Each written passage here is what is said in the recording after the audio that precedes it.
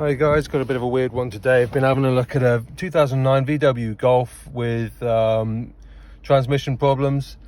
It won't come out of park and won't start.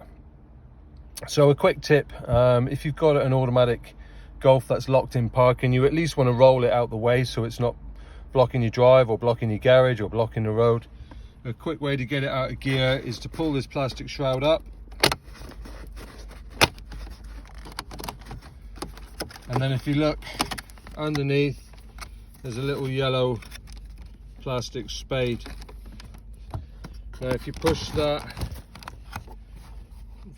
one down with your finger, just push it down against its own spring, you will then be able to take it in and out of gear. So that'll release the inhibitor so you can at least move it in and out of gear. So that's a handy little tip.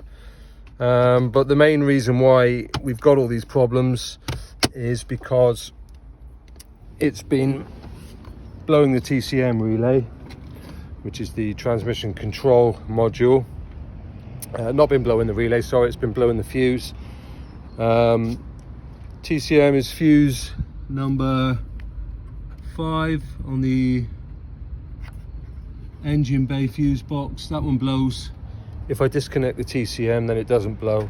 So the TCM is down here, just underneath the starter motor. It connects onto there. That's the male end of the TCM. I've got it disconnected at the moment, and I've pulled the wiring loom out to see what was going on.